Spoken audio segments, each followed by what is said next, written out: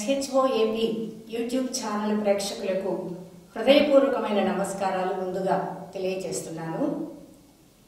స్త్రీ జాతిని మేల్కొల్పి వారిలో చైతన్యాన్ని రగులుకొల్పడానికి తన జీవితాన్ని అంకితం చేసిన ఒక గొప్ప సంస్కరణాభిలాషి శ్రీమతి కనుపర్తి వరలక్ష్మమ్మ గారి గురించి ఇవాళ కొన్ని విషయాలు మీతో ముచ్చటించాలనుకున్నాను. సాహిత్య ప్రక్రియల ద్వారా, ముఖ్యంగా కథలు, లేఖల ద్వారా నిద్రాణమై ఉన్న స్త్రీ జాతిలో చైతన్యాన్ని రగులుకొల్పి వారిలో వినూత్నమైన ఉత్తేజాన్ని తీసుకొని రావడానికి అహరహము కృషి చేసిన ఒక విదుషీమణి కనుపర్తి వరలక్ష్మమ్మ. ఆమె ఏ కళాశాలలోనూ విద్యలను అభ్యసించలేదు. లోకం అనే కళాశాలలోనే అపారమైన అనుభవాన్ని గడించి విజ్ఞానాన్ని పెంపొందించుకొని తన జీవనయాత్రను సాగించింది. ధర్మము నా జీవము, నీతి నా మతము, సతీ శ్రేయము నా లక్ష్యము అని ముందుగా తన లక్ష్యాన్ని చాటి చెప్పుకుంది. ఈ 3 లక్ష్యాలకు అనుగుణంగానే ఆమె సాహిత్య యాత్ర, సంస్కార యాత్ర మొత్తము సాగింది. ఆమె 1896 అక్టోబర్ 6వ తేదీన గుంటూరు జిల్లా బాపట్ల గ్రామంలో జన్మించింది. వరలక్ష్మమ్మ జన్మించే నాటికి సమాజం అనేక రకాలైన మార్పులకు, ఉద్యమాలకు, సంస్కరణలకు ఆలవాలంగా మారబోతూ ఉన్న సమయం. ఒకవైపు దేశ స్వాతంత్ర్యం కోసం అనేక రకాలైన ఉద్యమాలు ప్రారంభమైన కాలం, మరొక వైపు సంస్కర్తల ఆశయాలతో సంస్కరణలు తీసుకుని రావాలన్న తపనతో కొన్ని సామాజిక ఉద్యమాలకు కూడా నాంది పలుకుతున్న కాలం. ముఖ్యంగా స్త్రీలు సామాజికంగా చూస్తే ఆనాడు మూఢ విశ్వాసాలలో పడిపోయి అనేక రకాలైన ఇబ్బందులకు గురి అవుతూ దయనీయమైన జీవితాన్ని గడుపుతున్న కాలం అది. కన్యాశుల్కం, వేశ్యాగమనం స్త్రీల పాలిటి శాపాలై వారిని నరకప్రాయం చేశాయి. స్త్రీలు కనీసం బయటకు వెళ్ళినప్పుడు, వీధిలోకి వెళ్ళినప్పుడు చెప్పులు వేసుకుని వెళ్ళడానికి కూడా వీలు లేని ఒక దుర్భరమైన పరిస్థితిని వాళ్ళు ఎదుర్కొనేవారు. అదృష్టవశాత్తు కందుకూరి వీరేశలింగం పంతులు గారు వంటి సంఘ సంస్కర్తల కృషి ఫలితంగా బాల్య వివాహాలు తగ్గుముఖం పడుతూ వస్తున్నాయి. స్త్రీ విద్య యొక్క ఆవశ్యకత క్రమక్రమంగా గుర్తింపబడుతూ ఉన్నది. అలాగే సాహిత్య రంగంలో కూడా వీరేశలింగం పంతులు గారు, గిడుగు రామూర్తి పంతులు గారు సాగించినటువంటి ఉద్యమం ఫలితంగా, కృషి ఫలితంగా కఠినమైన గ్రాంథిక భాషావాదం నశించిపోయి సరళమైన వ్యావహారిక భాషావాదం సమాజంలో నెమ్మదిగా చోటు చేసుకో ప్రారంభించింది. శిష్ట వ్యావహారిక భాష నిలదొక్కుని సాహిత్యంలో స్థానాన్ని సంపాదించుకోగలుగుతున్నది. సామాజిక, రాజకీయ జీవితాల్లో గణనీయమైన మార్పులు చోటు చేసుకోసాగాయి. కవులు, రచయితలు కూడా తమ సాహిత్యం ద్వారా, తమ రచనల ద్వారా సంఘ సంస్కారం కోసం కృషి చేయటం ప్రారంభించారు. ఆ కాలంలో వరలక్ష్మమ్మ ప్రాచీన సంస్కృతి, అధునాతన నాగరికత పడుగుపేకలుగా అల్లుకున్న బాపట్ల గ్రామంలో పెరిగింది. 6000 నియోగి కుటుంబంలో, సంప్రదాయబద్ధమైన కుటుంబంలో ఆమె బాల్యాన్ని ప్రారంభించింది. చిన్నతనంలో అల్లారు ముద్దుగా పెరిగిన ఆమె లోకాన్ని చూసి తాను చిన్నతనంలో ఉండగానే బాపట్ల గ్రామానికి వచ్చిన కొటికెలపూడి సీతమ్మ, చోరగుడి సీతమ్మ లాంటి విదుషీమణుల, సామాజిక వేత్తల ఉపన్యాసాలు విని తాను కూడా చదువుకోవాలన్న బలమైన కోరికకు మొగ్గు చూపింది. తాను స్వయంగా దొరికిన ప్రతి పత్రిక చదువుతూ ఉండేది. నిఘంటువుల సహాయంతో తెలుగు సంస్కృత గ్రంథాలను చదివి దానిలోని సారాన్ని ఆకళింపు చేసుకుంటూ ఉండేది. తాను కూడా రచన చేయాలనే ఒక ఆకాంక్ష బాల్యంలోనే ఆమెకు ప్రారంభమైంది. అన్నగారి ప్రోత్సాహంతో ఒక ఆంగ్ల కథను చదివి దానిని తిరిగి తాను సొంతంగా రాసింది. సౌదామిని అనే పేరుతో ఆ కథను పత్రికకు పంపించింది. అది పత్రికలో అచ్చయిగానే విపరీతమైన ఆనందాన్ని పొందింది. ఇక రచనా రంగంలో కాలు మోపడానికి ఒక ప్రోత్సాహంగా ఆమె దాన్ని స్వీకరించింది. ఆ కాలంలో 12 ఏళ్లకే 11 ఏళ్లకే వివాహాలు జరిగేవి కాబట్టి వరలక్ష్మమ్మ గారికి కూడా 12 సంవత్సరాల వయస్సులోనే వివాహం జరిగింది. భర్త హనుమంతరావు గారు కూడా విద్యావంతుడు, సంఘ సంస్కరణాభిలాషి. వరలక్ష్మమ్మ యొక్క అభిరుచులను ఆయన గౌరవించాడు. ఆమెను ఒక రచయిత్రిగా ప్రోత్సహించడానికి, ఆమె సంఘంలో పేరు ప్రతిష్టలు సంపాదించడానికి ఆయన తన పరిపూర్ణమైన సహకారాన్ని అందించాడు. మొదటి రచన ప్రచురితం కాగానే ఇక ఆ తరువాత 4-5 దశాబ్దాల పాటు పుంఖాలుగా ఆమె రచనలు చేసింది.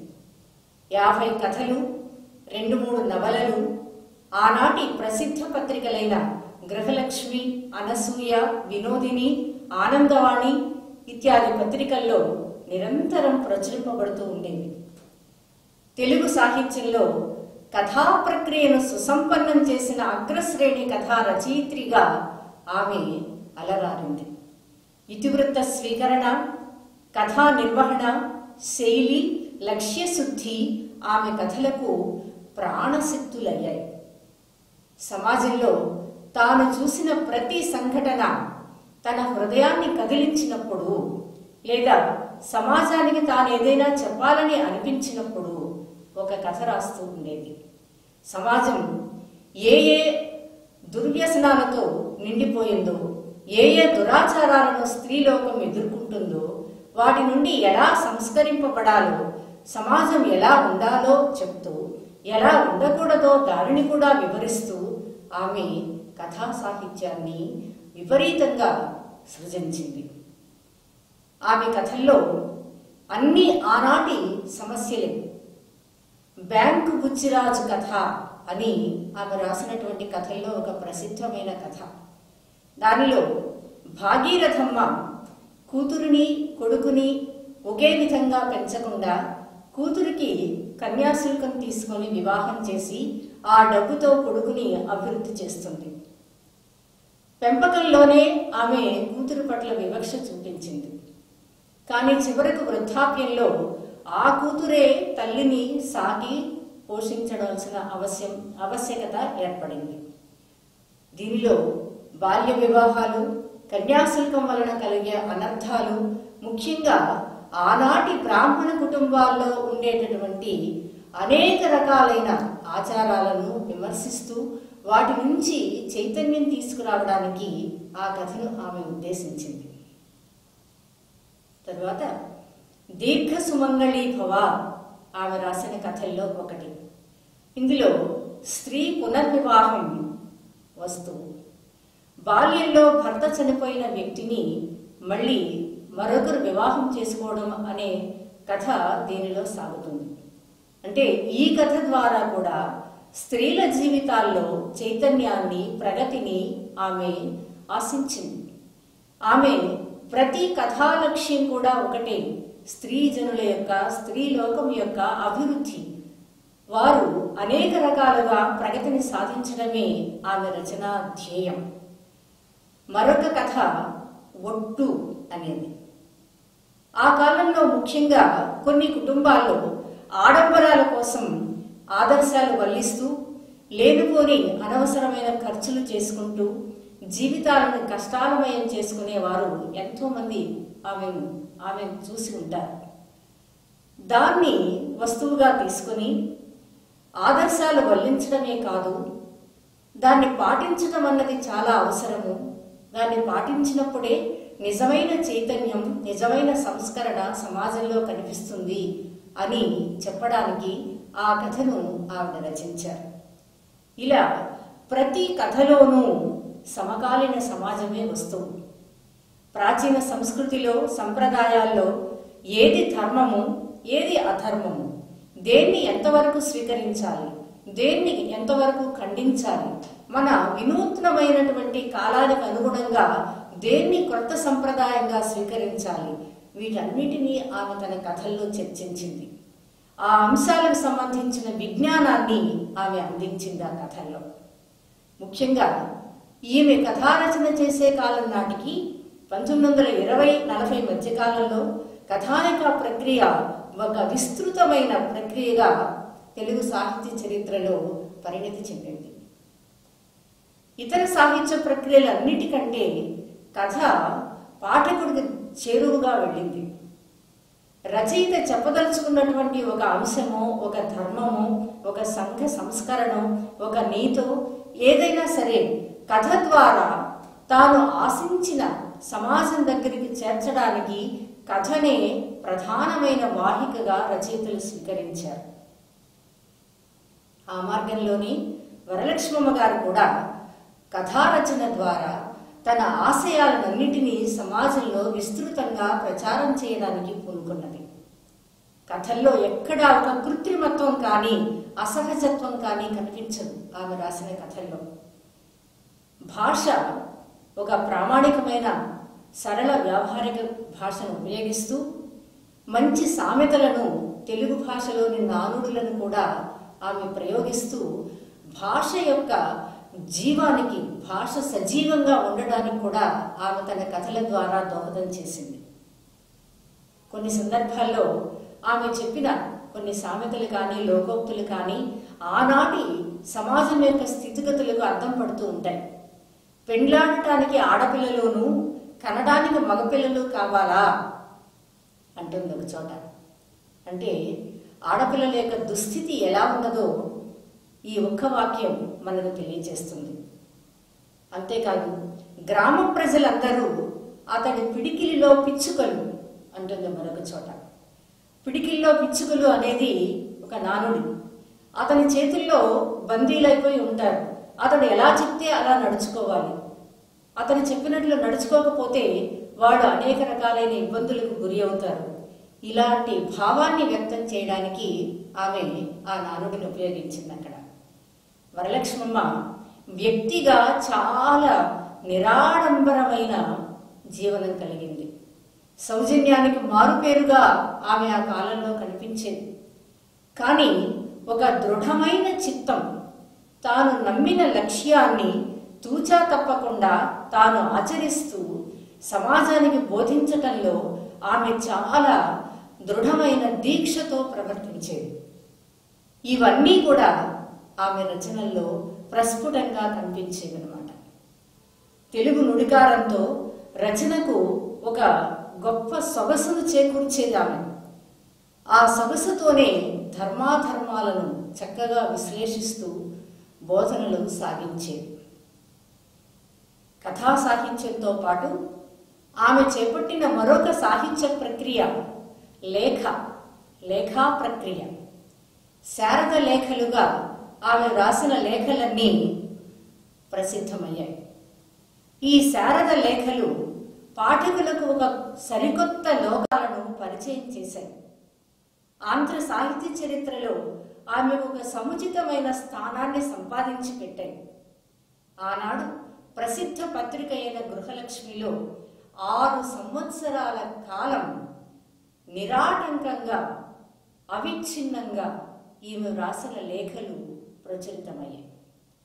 అటు ఆ పత్రికకు అపూర్వమైన ప్రజాదరణను కలిగించాయి, ఇటు రచయిత్రికి కీర్తిని తెచ్చిపెట్టాయి. కల్పలత అనే స్నేహితురాలికి శారద రాసినట్లుగా ఈ లేఖలన్నీ వ్రాయబడ్డాయి.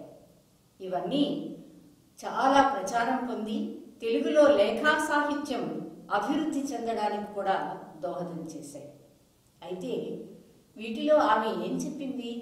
లేఖలుగా ఆమె ఇందులో చర్చించిన విషయాలేమిటి? 3 దశాబ్దాల ఆంధ్రుల జీవిత రేఖలు ఈ లేఖలు. ఆనాటి మహిళల జీవిత రేఖలను తేజస్వంతం చేశాయి ఈ లేఖలన్నీ.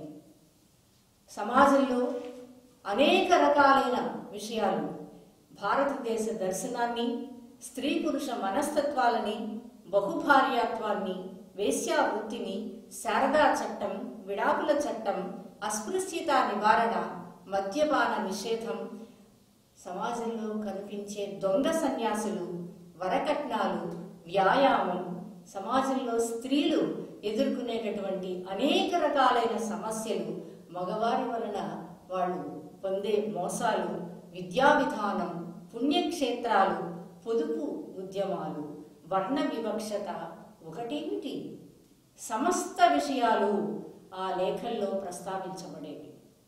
అవి కేవలం లేఖలు మాత్రమే కాదు, మసక చీకట్లో తారట్లాడుతున్న మనుషులకు కందీపికలు, దిక్కుతోచక నిలబడిపోయిన వారికి మార్గదర్శకాలు, వివేకం సన్నగిల్లిన వారికి వివేక చంద్రికలు.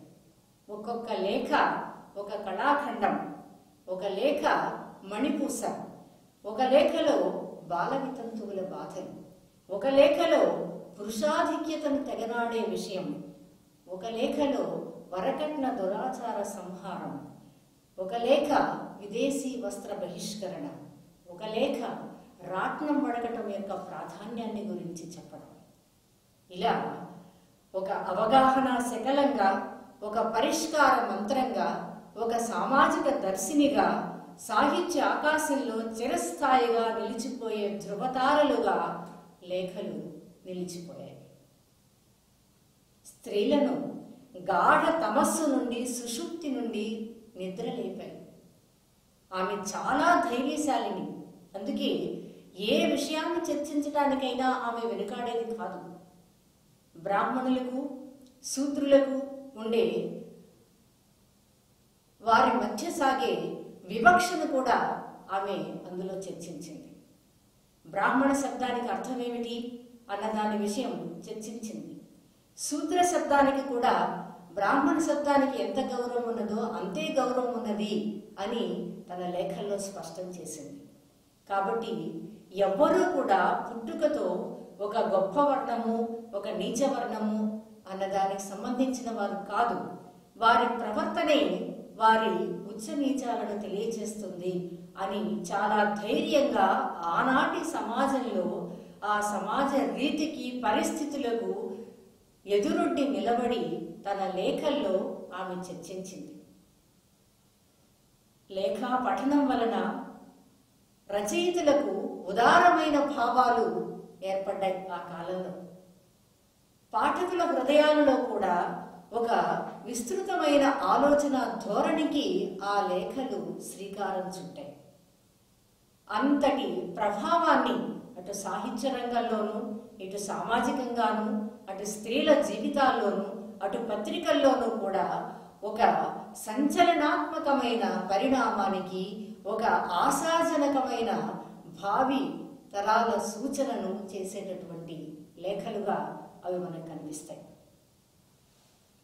లేఖా సాహిత్యం తరువాత వరలక్ష్మమ్మ గారి ప్రజ్ఞా పాఠవాలకు అద్దం పట్టిన మరొక రచన మా చెట్టు నీడ ముచ్చట్లు అనేది.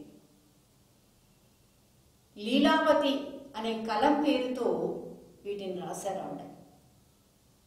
ఇవేమిటంటే 5 ప్రాంతాలకు చెందిన స్త్రీలు విజయవాడలోని ఒక ఇంటిలో 5 భాగాల్లో నివసిస్తూ, భర్తల ఉద్యోగరీత్యా అక్కడ నివసిస్తూ, తీరిక సమయాల్లో ఇంటి ముందు ఉన్న నారింజ చెట్టు కింద కూర్చొని చెప్పుకున్న ముచ్చట్లు మా చెట్టు నీడ ముచ్చట్లు.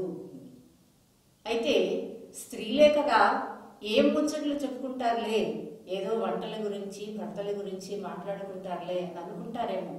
కాదు, వారు వివిధ ప్రాంతాలకు చెందిన వాళ్ళు.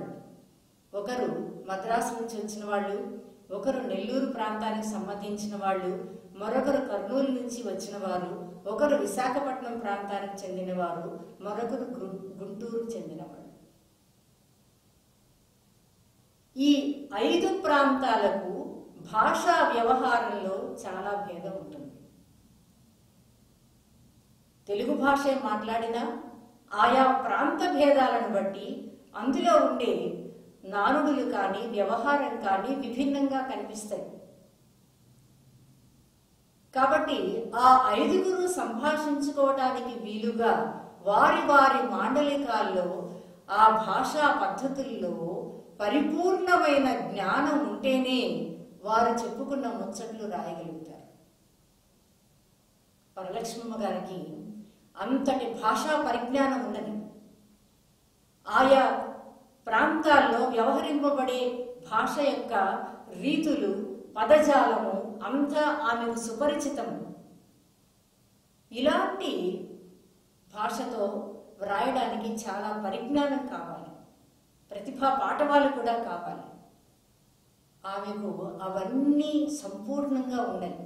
అందుకే 5 ప్రాంతాలకు చెందిన స్త్రీల సంభాషణను ఒకరి భావాలు ఒకరు అర్థం చేసుకునే రీతిలో ఆమె మా చెట్టు నీడ ముచ్చట్లు పేరుతో రాశారు. అయితే ఏం చెప్పారు ఈవిడ ఇందులో?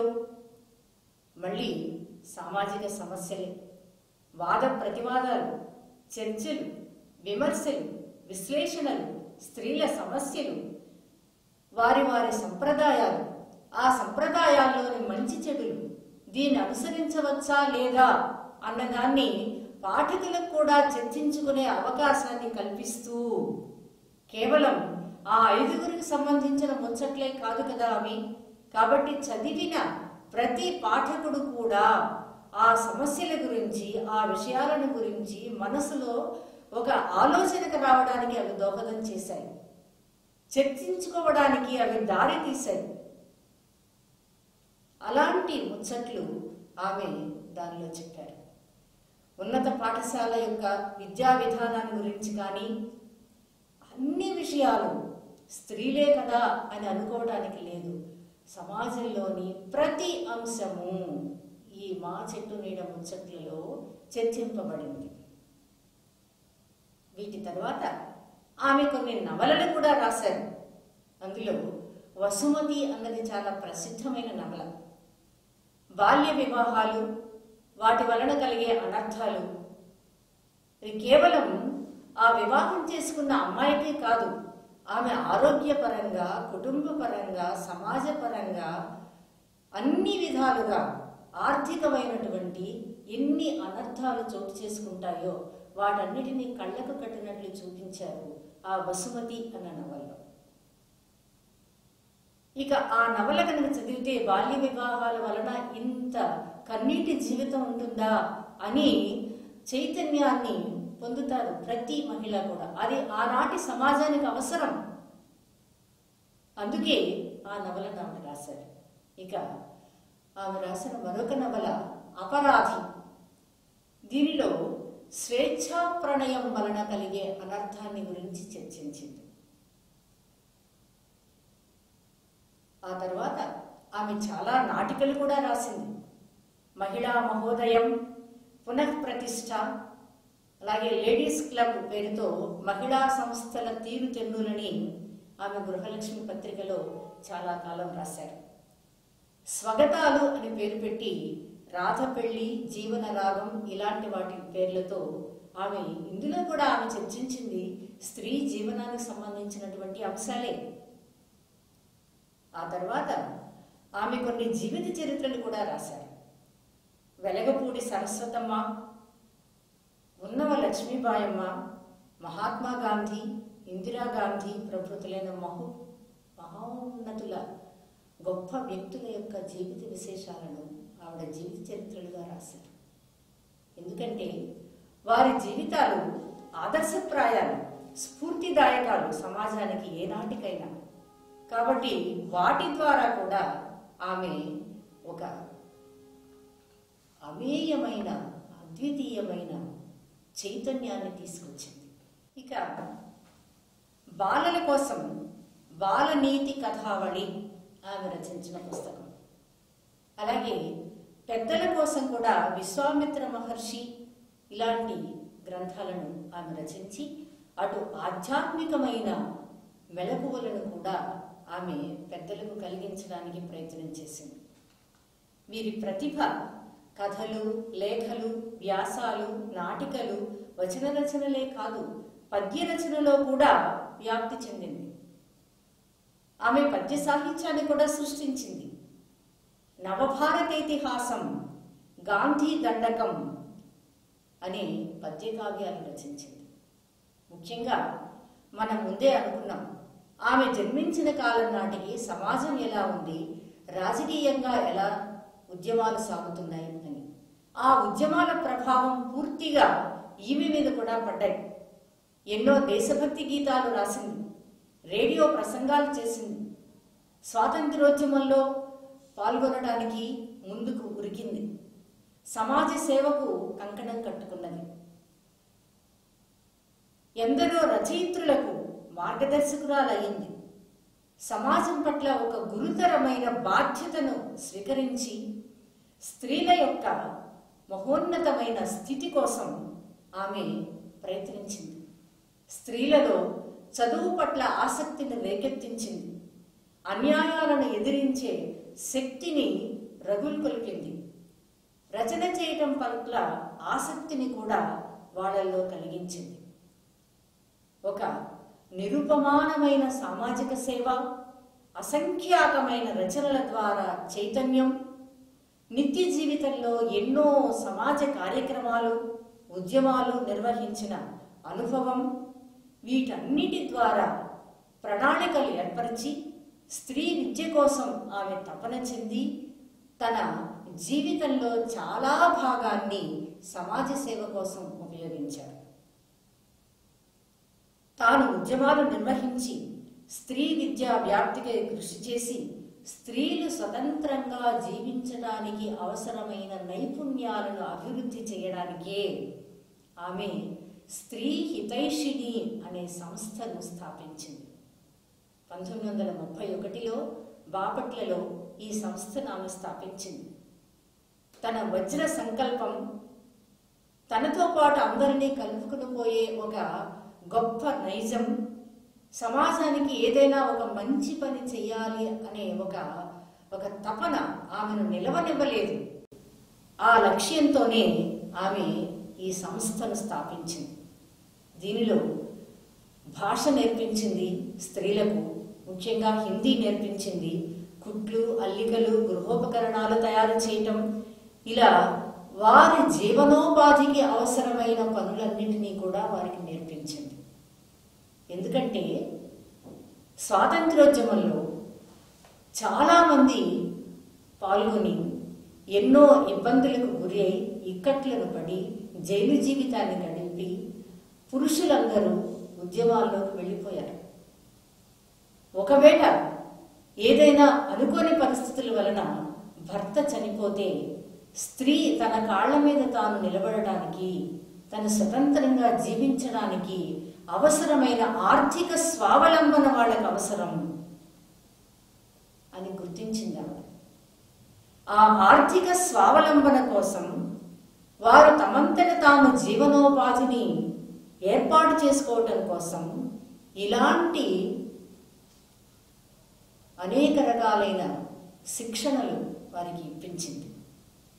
స్త్రీలను ఓటర్లుగా నమోదు చేయించింది. వారంతా ఓటు వేయాలని రాజకీయ చైతన్యాన్ని కలిగించింది.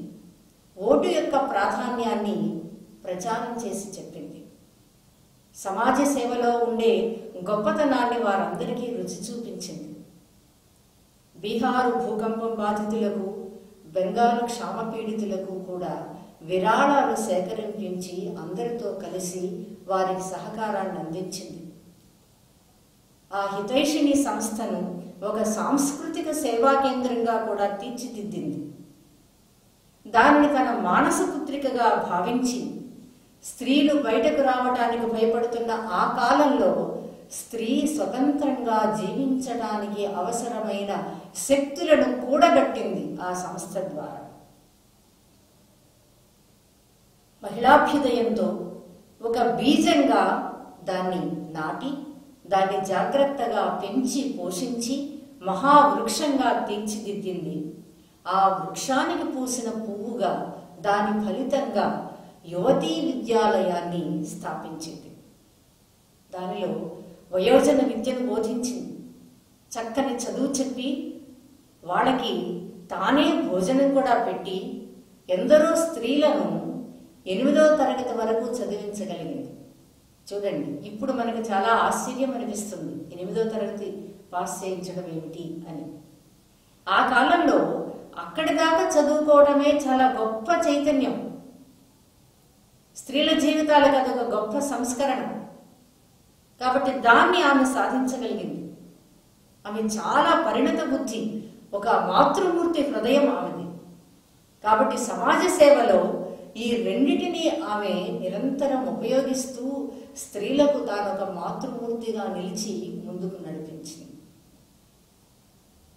ఆమెలోని మరొక కోణం దేశభక్తి.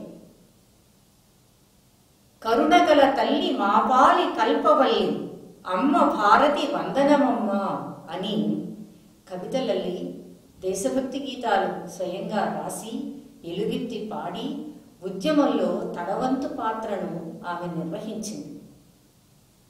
మాతృభూమికి జేజేలు పలికింది.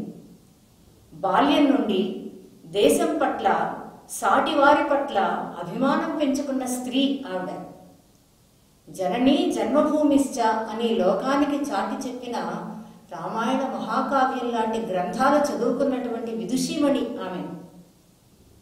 పెరిగింది నాగరికతలు వెల్లివిరిసిన బాపట్ల గ్రామంలో.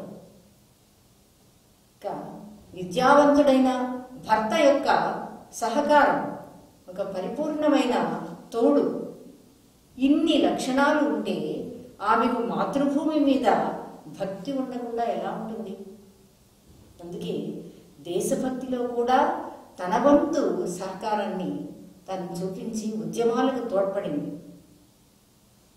ఒంట్లో ఓపిక ఉన్నంత వరకు రాట్నం వడికింది, ఖద్దరు కట్టింది, హితైషిణి మండలిలో దేశభక్తి కార్యక్రమాలు చేపట్టేది. రాట్నం వడకటం ఎందుకు అంటే అదేదో గాంధీజీ చెప్పాడు కాబట్టి ఉద్యమం కోసం చేయటం కాదు. రాట్నం వడికి నూలు తీసి దాన్ని అమ్ముకోవటం ద్వారా స్త్రీలు స్వయంగా ఆర్థిక స్వావలంబన పొందుతారు. దాన్ని స్త్రీలలో చేర్చిందన్నాడు. స్త్రీల మనసుల్లో ఆమె ఆ అభిప్రాయాన్ని కలిగించింది. దేశభక్తి గీతాలు రాసి తాను పాడటమే కాదు, విద్యార్థినుల చేత పాడించింది. రాణి మల్లమ్మ, ఇందిరాగాంధీ జీవితం, ఇలాంటి వారందరి జీవితాలను కూడా గీతాలుగా రచించి ఆమె పాటలు పాడించింది. పద్యరచన కూడా చేసింది. ముఖ్యంగా దేశ స్వాతంత్ర్యం కోసం ఉద్యమం సాగుతున్న కాలంలో ఆంధ్ర రాష్ట్రం యొక్క, తెలుగు గడ్డ యొక్క గొప్పతనాన్ని కూడా ఆమె పద్య రూపంలో గానం చేసింది.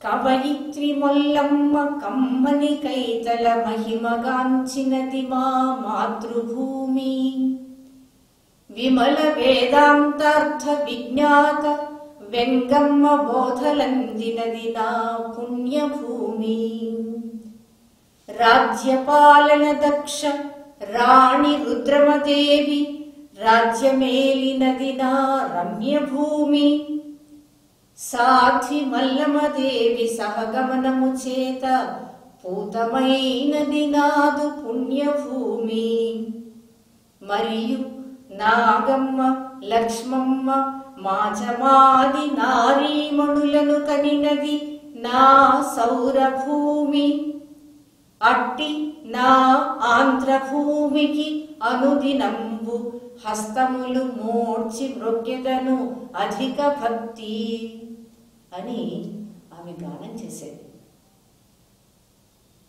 భక్తి ఆధ్యాత్మికంగా, సాహిత్యపరంగా, సాంస్కృతిక పరంగా ఎందరో మహనీయురాండ్రైన మహిళలను ఆమె ఎప్పుడూ స్మరణకు తెచ్చుకునేది. అదే విద్యార్థులకు కూడా బోధిస్తూ ఉండేది. ప్రతిఫలాపేక్ష లేని ఒక సేవా పరాయణతను ఆమె నిరంతరం కూడా ప్రదర్శించేది. ఆమె సాహిత్య కృషికి గుర్తింపుగా ఎన్నెన్నో పురస్కారాలు పొందింది. 1930లో ఆనాటి ప్రసిద్ధ పత్రిక అయిన గృహలక్ష్మి పత్రిక స్వర్ణ పతకాన్ని ఆమె సంపాదించింది. 1930 1934లో గృహలక్ష్మి స్వర్ణ కంకణాన్ని స్వీకరించింది. ఆ కాలంలో గృహలక్ష్మి స్వర్ణ కంకణం సంపాదించడం అంటే అది చాలా గొప్ప ప్రతిభాపూర్వకమైన గౌరవంగా భావించేవారు. గృహలక్ష్మి పత్రిక ద్వారా స్వర్ణ కంకణాన్ని పొందిన మొట్టమొదటి మహిళ కనుపర్తి వరలక్ష్మమ్మ. 1953లో బాపట్లలో గొప్ప పౌర సన్మానాన్ని పొందింది. 67లో సాహిత్య అకాడమీ ఉత్తమ రచయిత్రి పురస్కారాన్ని పొందింది.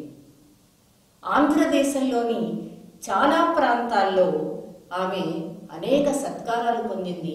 కవితా ప్రవీణ అనే బిరుదును కూడా ఆమె పొందింది. 1968లో ఆల్ ఇండియా తెలుగు రచయితల సభలో అపారమైన ఒక అద్భుతమైన సన్మానాన్ని పొందింది. ఆమె ఒక నిండైన వ్యక్తిత్వం కలిగింది. రూపం కూడా చాలా నిండైన రూపంగా ఉండేది. వేదకాలపు వెలది ముత్తైదువా అని తుమ్మల సీతారామూర్తి గారు వంటి పెద్దలు ఆమెను గౌరవించేవారు. ఆమె మాటలు చేతలు అన్నీ చైతన్య స్ఫోరకాలే. ఆమె విఘ్నులలో విఘ్నురాలు, విద్వాంసుల్లో విద్వాంసురాలు. స్వేచ్ఛా సహజమైన మానవుల వర్తనలు ఒక నీతికి, ఒక ధర్మానికి, సత్యానికి, సంప్రదాయానికి బద్ధపరచులదే మతము అని మతం మీద తన అభిప్రాయాన్ని స్పష్టంగా చెప్పింది. మతం అంటే ఇద్దరు వ్యక్తుల మధ్య భేదాలను కలిగించేది కాదు. వారి ధర్మబద్ధమైన జీవనానికి మతం ఆధారం అని ఆమె విశ్వసించింది. స్త్రీలకు ఒక స్థానం కావాలని, విద్యా విజ్ఞానాల ద్వారా వారి వ్యక్తిత్వం వికసించాలని తమ జీవితాన్ని దానికోసం అంకితం చేసిన నిస్వార్థ జీవి కనుపర్తి వరలక్ష్మమ్మ. తన జీవితాన్నంతటినీ కూడా ఇంతటి సంస్కరణ కోసమే ఆమె ఉపయోగించింది. 1978 ఆగస్టు 13వ తేదీన ఆమె స్వర్గస్థురాలైంది. ఈనాడు కూడా ఎందుకు మనం ఇవాళ ఆమెను స్మరించుకోవాలి అంటే, ఇప్పుడు స్త్రీలు అన్ని రంగాల్లోనూ ముందంజ వేస్తున్నారని అనుకుంటున్నాం. ఇవాళ స్త్రీ ఇంత స్వేచ్ఛగా చదువుకుంటూ ఎన్నెన్నో విజయాలు సాధించడానికి మూలం అలాంటి సంఘ సంస్కర్తల యొక్క కృషి. వారు చేసినటువంటి ఆ ప్రయత్నాలు, వారు చేసిన ఉద్యమాలు, వారు సాగించిన కృషి, వారి దీక్ష, పట్టుదల ఇవన్నీ కూడా స్త్రీ జాతికి ఒక ప్రేరణాత్మకమైన మూల స్తంభాలు ఈనాటికి కూడా. అంతటి గొప్ప స్త్రీలు ఒకనాటి సమాజంలో కనుక లేకపోతే ఈనాడు మనం ఇలా మిగిలి ఉండేవాళ్ళం కాదు. కాబట్టి వారు అప్పుడే కాదు, ఈనాటికి ఏనాటికి కూడా సమాజానికి, స్త్రీ లోకానికి ఆదర్శమూర్తులు. అలాంటి వాళ్ళను నిత్యము స్మరించుకుంటూ వారిలో కొంతైనా ఈనాటి సమాజంలో మనం దీక్ష వహించవలసిన అంశాలు ఏమిటో చూసుకొని దాని మీద ఒక నిబద్ధతతో పనిచేయడానికి ఒక ప్రేరణను అందించిన వాళ్ళు. అలాంటి ఒక ఉన్నతమైన వ్యక్తిత్వం కలిగిన గొప్ప విదుషీమణి కనుపర్తి వరలక్ష్మమ్మను ఈనాడు స్మరించుకునే అవకాశాన్ని కలిగించిన SHO యూట్యూబ్ ఛానల్ వారికి హృదయపూర్వకమైన కృతజ్ఞతలు తెలియజేసుకుంటున్నాను.